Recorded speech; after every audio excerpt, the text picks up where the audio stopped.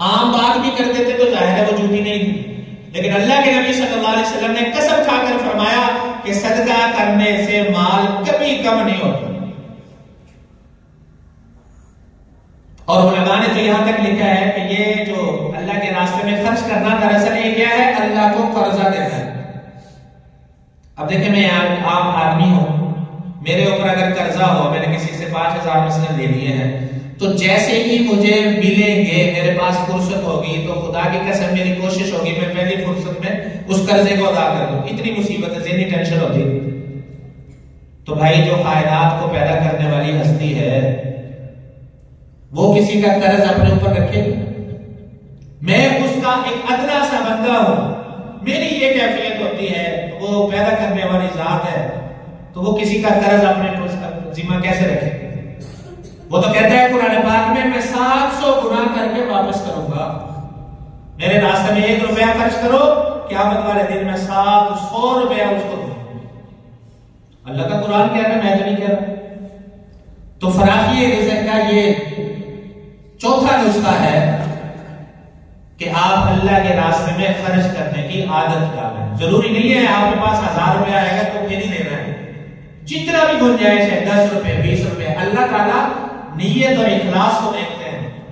تعداد تو مقصود ہی نہیں ہے، بڑھوتری تو مقصود ہی نہیں ہے اللہ کے ہاں۔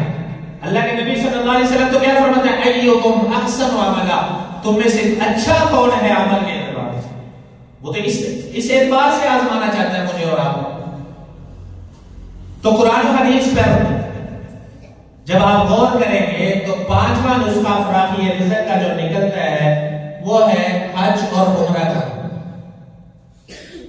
اب آپ کہیں گے مولوی صاحب وہ تو پیسوں کا کام ہے، بھائی واقعتاً پیسے لگتے ہیں۔ عمرہ بھی اب تو کسی دور میں اتنے میں حج ہوتا تھا جتنے میں عمرہ ہوتا ہے، 3 لاکھ 3.5 لاکھ پہ گیم چلے گی۔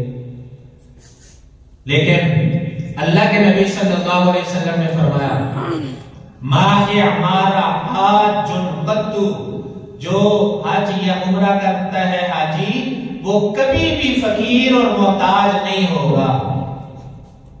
اللہ کے نبی صلی اللہ علیہ وسلم کہہ رہے ہیں، اور یہ پیسے کی گیم نہیں ہے، اللہ کے ہاں قبولیت چلتی ہے۔ آپ دیکھیں گے بڑے بڑے پیسے والے لاکھوں روپے ہیں ان کے پاس، لیکن اللہ اپنے گھر نہیں بلاتا ہوں، توفیق ہی نہیں دیتا، دل میں خواہش اور جذبہ ہی پیدا نہیں ہوتا ایسے لوگوں کو۔ آپ کو اللہ تعالیٰ وہاں لے جائے، بار بار لے جائے، جب آپ وہاں جا کے آس پاس دیکھیں گے نا تو آپ کو ایسے ہی غریب غربا متوسط طبقہ نظر آئے گا۔ جس سے بھی آپ پوچھیں گے وہ کہیں گے کہ 10 15 دن 20 دن پہلے تو کچھ بھی چانس نہیں تھے، اللہ نے اچانک ہی کوئی چیک لگوا دیا۔ تو بھائی اللہ کے ہاتھوں قبولیت چلتی ہے، اللہ سے قبول کروائے، رو رو کے مانگے اللہ سے کہ اللہ اپنے گھر کی بار بار حاضری نصیب کرو۔ تو یہ 5واں نسخہ فراخی رزق، اگر میں اور آپ چاہتے ہیں ہماری معیشت کی تنگی دور ہو، رزق میں فراوانی آئے، تو پھر حج اور عمرے کی طلب اور طلب پیدا کریں اپنے دل میں، اور پہلی ہی فرصت میں کرنے کی کوشش کریں، انشاءاللہ پھر دیکھیں حالات بدلتے ہیں۔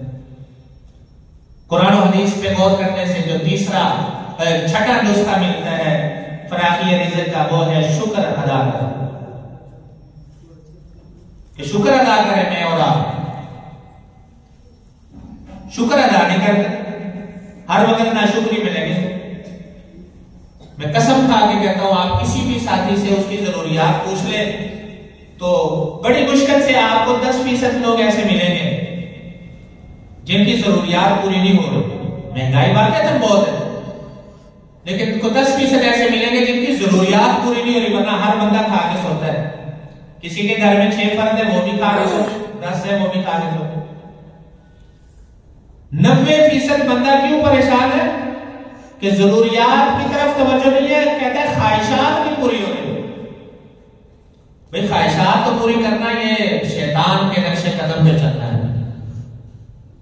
وَأَمَّا مَنْ خَافَ مَقَامَ رَبِّهِ وَنَهَى النَّفْسَ عَنِ الْهَوَىٰ، جو اللہ کے سامنے کھڑا ہونے سے ڈر گیا اور اپنے نفس کو خواہشات کے پورے کرنے سے روک لیا، اس کے لیے اعلان ہے فَإِنَّ الْجَنَّةَ هِيَ الْمَأْوَىٰ، جنت اس کا ٹھکانہ۔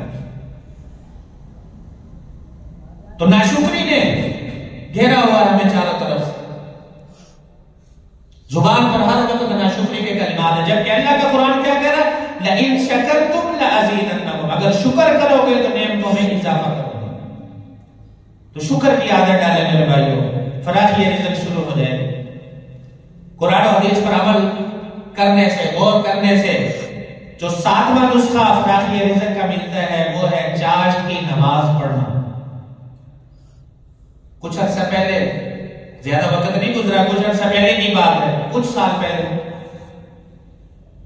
گھروں میں جو ہے اشراق کا اہتمام ہو رہا ہے۔ اشراق پڑھ کے بھائی یا والد یا بیٹا جو ہے وہ کام کے لیے نکلتا تھا، پھر پیچھے عورتیں جو ہے وہ چاشت کی نماز پڑھ کے ان کے حق میں دعا کرتی تھی، یا اللہ میرا بھائی گیا ہوا ہے، یا اللہ میرا بیٹا گیا ہوا ہے، اس کے لیے برکتیں عطا فرما، اس کے لیے روزی کا تو مسئلہ حل فرما ہے۔ اشراق کی نماز یہ خود پڑھ کے آیا ہوا ہے اور اللہ نے توفیق دے دی، چاشت بھی پڑھ لی، نہیں تو گھر میں خواتین پڑھ کے اس کے لیے دعا کر رہی ہیں۔ پھر آپ خود ہی بتائیں، کچھ عرصہ پہلے کی بات ہے، گھر میں ایک کمانے والا، کھانے والے 10 ہے، کوئی فکر و فاقہ نہیں، کوئی ٹینشن والی بات نہیں، ماشاءاللہ سارے خوش ہیں۔ اب کیا ہے، ایک گھر میں 10 کمانے والے ہیں لیکن پوری نہیں پڑھ رہی۔ اللہ کے نبی صلی اللہ علیہ وسلم نے فرمایا چاشت کی نماز رزق کو کھینچتی ہے، فاقے کو دور بھگاتی ہے۔ تو قرآن و حدیث تو یہ کہہ رہا ہے، اور میں اور آپ نے، ہمیں تو شاید یہ بھی پتہ نہ ہو چاشت کی نماز پڑھی کب جاتی ہے۔ بھائی اشراق سورج نکلنے کے 10 منٹ بعد اشراق کا وقت شروع ہوتا ہے، اور اشراق کا وقت شروع ہونے کے تقریباً 1.5 سے پونے 2 گھنٹے کے بعد چاشت کا وقت شروع ہو جاتا ہے زوال تک۔ اس وقت میں 2 رکعتیں پڑھنی بس چاشت کی نیت سے۔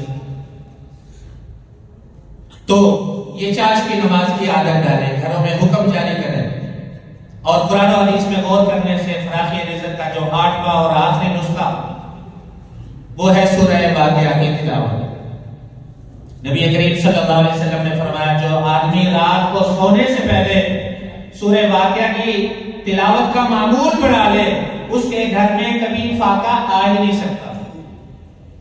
تو میرے بھائیو، یہ 8 اصول میں نے آپ کے سامنے قرآن و حدیث میں غور کرنے کے بعد جو علماء نے بتلائے ہیں، رہنمائی کی ہے، وہ آپ کے سامنے رکھے ہیں۔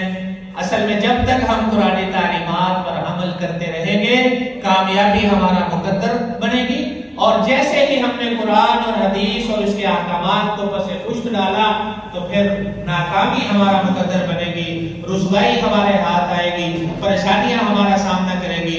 اللہ جل شانہ سے دعا گو ہوں، جو کچھ کہا سنا ہم سب کو اخلاص کے ساتھ ان پر عمل کرنے کی توفیق عطا فرمائے۔ وآخر دعوانا الحمدللہ رب العالمین۔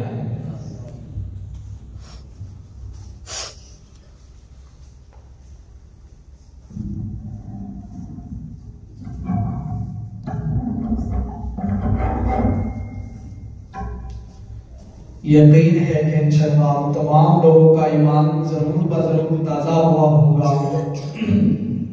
ہمارے حضرت جی فرماتے ہیں کہ جس طرح موبائل کو انسان کو چارج کرنے کی ضرورت ہوتی ہے، اس کی بیٹری کو، اسی طرح اللہ کی صحبت میں آنے کے لیے انسان کو اپنے ایمان کی بیٹری کو چارج کرنے کی ضرورت ہوتی ہے۔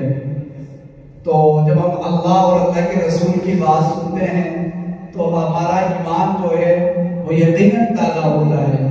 اب ہم یہاں بیٹھے ہیں، ہم نے محترم کی باتیں سنی ہیں، اب ہمارے ایمان کی کیفیت ذرا اور ہے۔ ہم مسجد سے باہر جائیں گے تو ہمارے ایمان کی کیفیت اور ہوگی۔ تو اس لیے ہمیں چاہیے کہ ہم اللہ والوں کی مجلس میں بیٹھیں، اللہ والوں کی صحبت میں بیٹھیں۔ تو اب میں اپنے اس پروگرام کو آگے بڑھاتے ہوئے نعت رسول مقبول صلی اللہ علیہ وسلم کے لیے دعوت دیتا ہوں محمد راہب، وہ آئیں سٹیج پر نعت رسول مقبول صلی اللہ علیہ وسلم پیش فرمائیں۔